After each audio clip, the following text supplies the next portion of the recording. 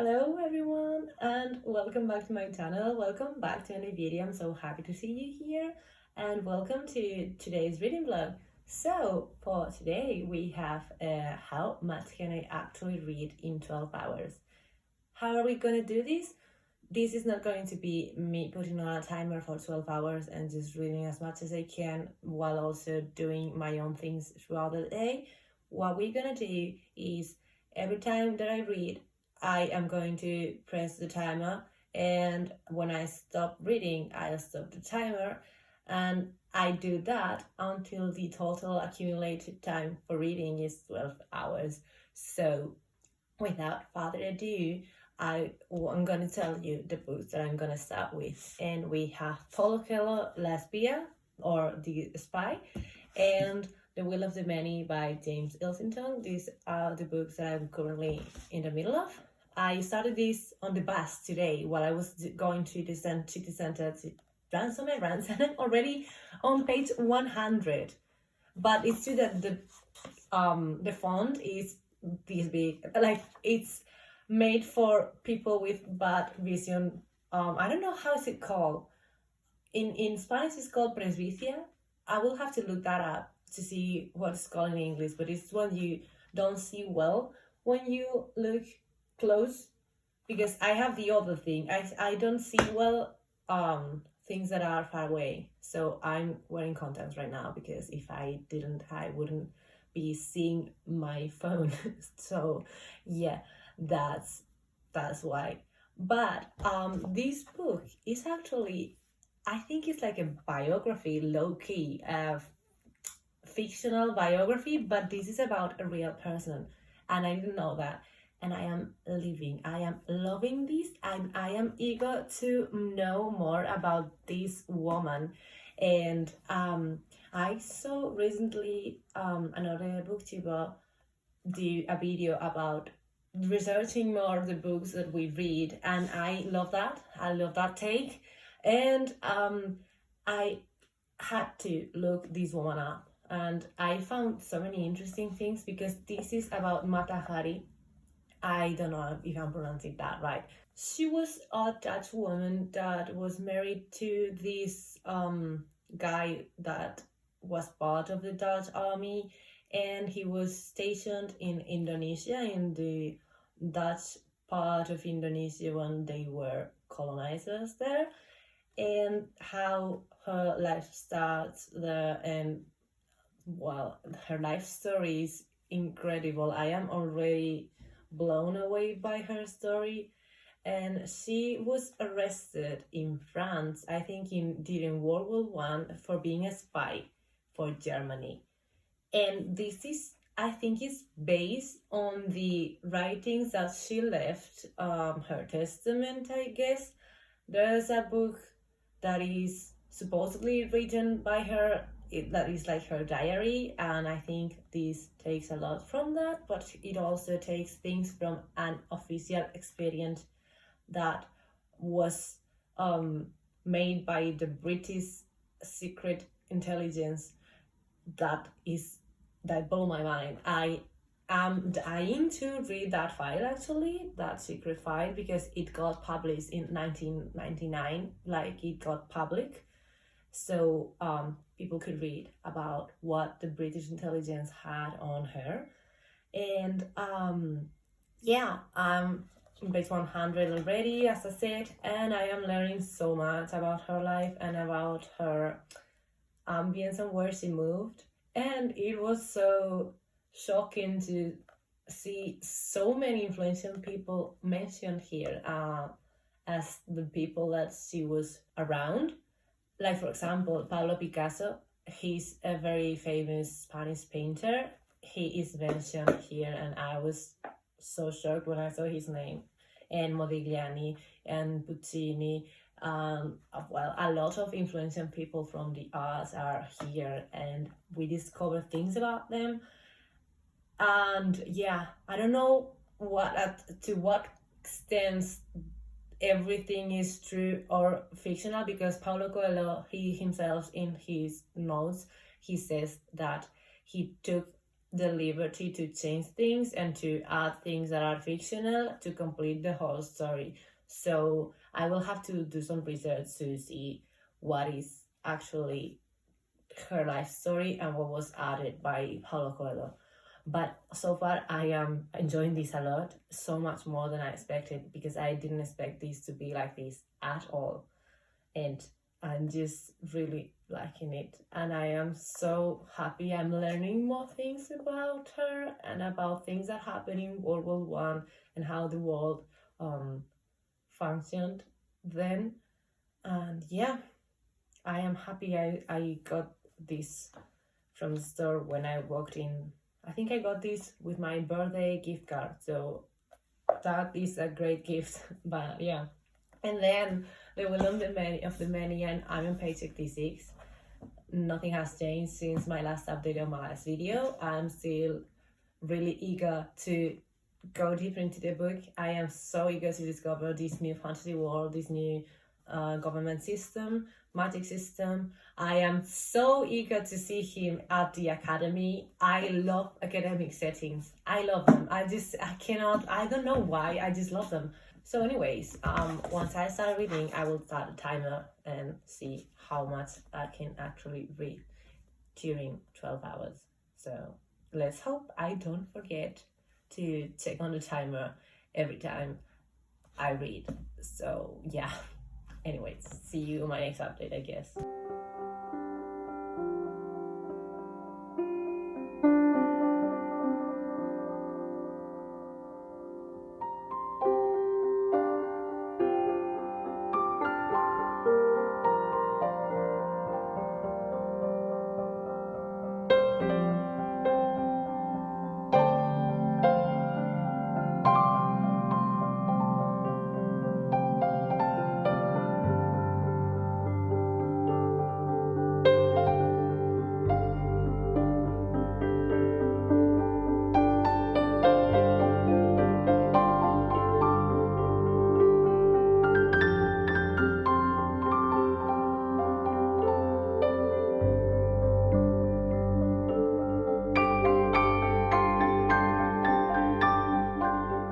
So last night I passed the 4-hour mark, and I am on page 439 of The Will of the Many. I am loving this book. I am loving it. I have so many thoughts. I cannot say all of them because I will spoil a lot of things to you, but I can summarize some things that I am enjoying and I'm liking that are not necessarily a spoiler. So like, first of all, how the hierarchy system is explained and it works. I find it very interesting and very eye-opening because it brings real life concerns into this fictional book. So take that, everyone that says that reading fiction doesn't teach you anything. Believe it or not, many fictional books take things from real life and incorporate them into the books. So yeah, they can actually teach you things. So shut up. Anyways, that is good. And also the magic system, how it works, it blew my mind. At first, like in the first 20 pages, I was like, what the fuck? Because it relies on so many people to give up the will that they have. And I think it's a very great built pyramid to control the people, I guess, because you will always want to climb up to a higher rank so that you are not giving more to people that are higher up than you. So it's like a constant need to be part of the pyramid. So just because of the possibility of going up is there, but not everyone goes up. So yeah, that's like they have unrealistic expectations, but they still participate in the pyramid because the possibility is there. But it's a great way of controlling the masses. So that is very well thought for the empire, well, the hierarchy to control everyone in the continent. But yeah, and I'm also loving the characters. I do love the found family vibes of books, and dare I say, this is leaning into it with the students at the academy, and I love an academic setting, so I am living, and there are some twists that blew my mind, because there are like small twists that you could kind of guess, or at least they are not super surprising when you get to them, but there are some that I was like, what are you saying to me right now? Like, I couldn't fathom it, and I did not expect that at all. Like, it took me by surprise, and I am just so eager to continue and see how this ends. And probably if I finish it, I will go straight to read the second book, because I hate cliffhangers, so there's that. Anyways, I will keep reading and keep you updated if I have many more thoughts that I want to share with you guys. So yeah, bye.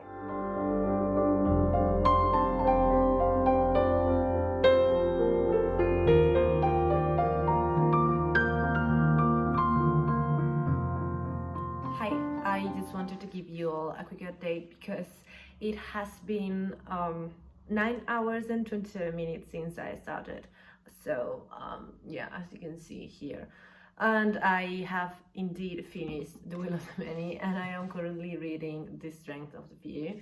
I'm on page 336, and I'm loving it. I have to say, The Will of the Many was a very easy 5-star read for me. I know it's not a perfect book by any chance, but it was very up my alley, and I think it was very well developed, like how the world was presented, and everything was explained, and everything had reason to be there. And yeah, I just loved the plot also, and the twist. I was, oh my god, and the ending, I was like, what is happening? Because it lives in such a cliffhanger that you cannot comprehend what's going on until you start the next book, which is what happened to me, because I was like, what just happened? It was so much going on, and I was so excited to read about it. And yeah, I had so much fun reading it. Of course, I would have changed some things, or like at least, I don't know, for example, I was gonna say something and then I was saying it and I realized it's a spoiler, so probably I will cut that out from my speech, so sorry about that. Anyways, now I'm almost halfway into this book, and there is so much going on, guys. I don't want to say anything because I will spoil the entire first book, so I'm just gonna say there are 3 points of view in this book, and I am enjoying all 3 of them, and it's so frustrating changing from one to the other, because when you get to a like juicy part, it gets cut, and then you get into the other part and it's like, why are you doing this to me? But I'm really loving all 3 of them. Like, there's not one of them that I'm not enjoying or one of them that I prefer. The 3 of them are equally interesting, and I think that is difficult to do. So kudos to James Ilsilton for that. Yeah, I guess I will keep reading, and I am so eager to finish this book, but I am also sad because I will need to wait a lot until next book is out. And also I read that it's gonna be a quartet, so even with next book out, I will not know what really happens at the end until many years later. So yeah, anyways, I am really enjoying this. I miss this feeling of this new fantasy so much, and I am really happy I found these books. So yeah, I will see you on my next update. Bye.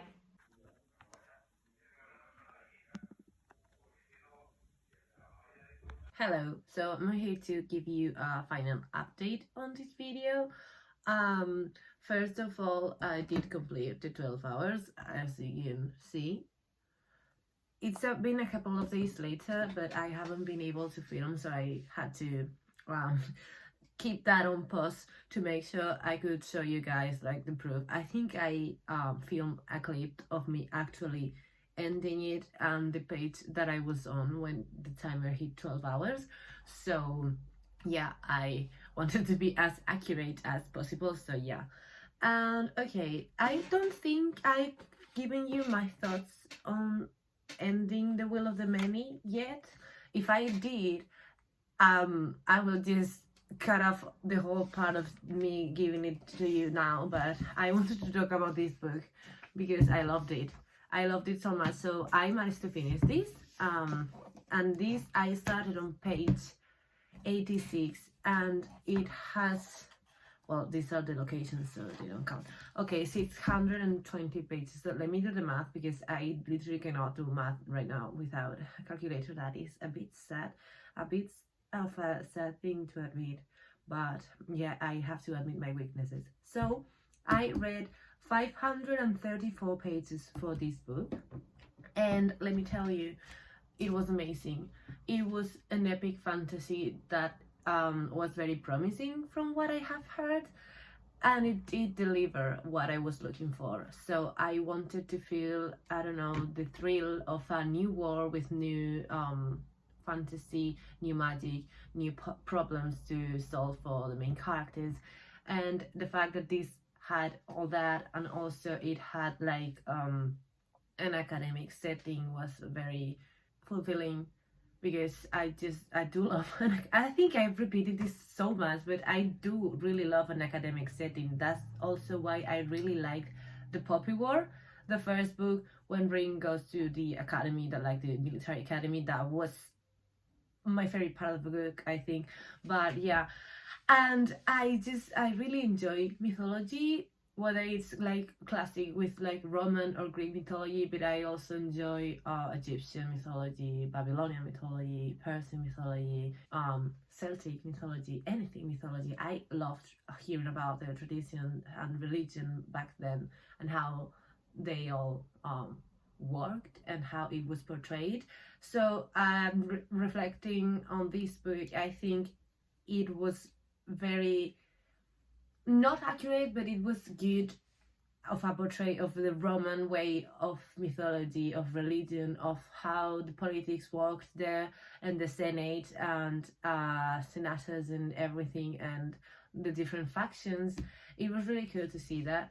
And it also has ways of how politics work now, because I guess politics are evolving constantly, but they do have an origin, and I think that's a common thing, that it has been kept throughout years and years and years.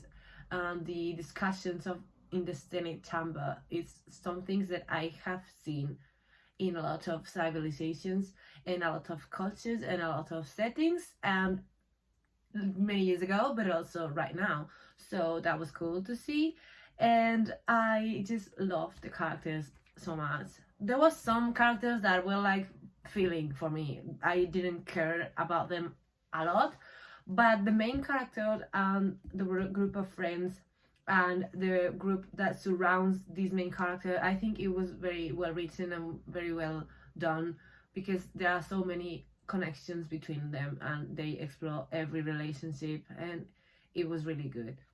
So I did give these books 5 stars. So yeah, that was a really great reading experience. So naturally it leaves us with such a cliffhanger that I just had to read the second book right away. So I ended up not reading anything about this spy.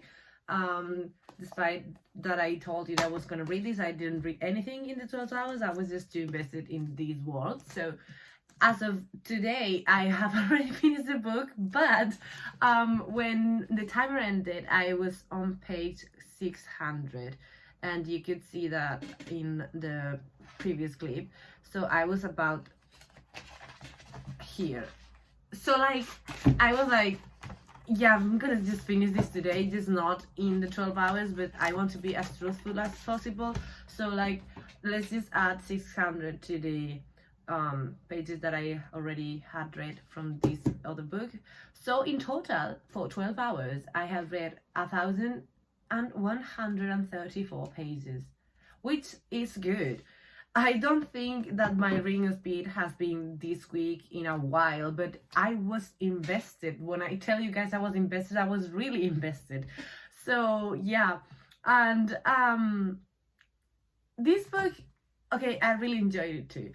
I enjoyed it less than the first book, and I think that's a common occurrence with this book. But it changes because now we are not in just one world with one point of view. It divides into 3 different point of views and 3 different worlds. I'm not gonna say anything about who are these pops about because I don't want to spoil, but you just know you have 3 different worlds, and one of them is res, which is based on the Roman life, Roman mythology, and this is the world that we see in the Will of the Many. And the other 2 worlds are Luceum and Obitium. I hope I'm pronouncing that right. But one of them, Obitium, is based in Egyptian culture, mythology, and all that, and the other world, Luceum, is based upon Celtic mythology and culture. So it was really cool to see that. I just was hoping we could develop the worlds a bit more, because being 3 pops in just one book, it doesn't give you much time to really develop and describe well the story happening in these 3 different worlds, because it's all happening at the same time. So we have a lot of time skips that I was like, okay, so a lot of time has passed since we were last in this world, because you have alternating POVs. So it's not just one part about this, then it ends, then another part about this, and then it ends. No, it's all mixed up. So it was like kind of, you had to use your full brain power, like, okay, so now we are back here, and whatever happened last was this. But it seems to there has to be a time skip, because this doesn't make sense if it weren't. So it was a bit confusing.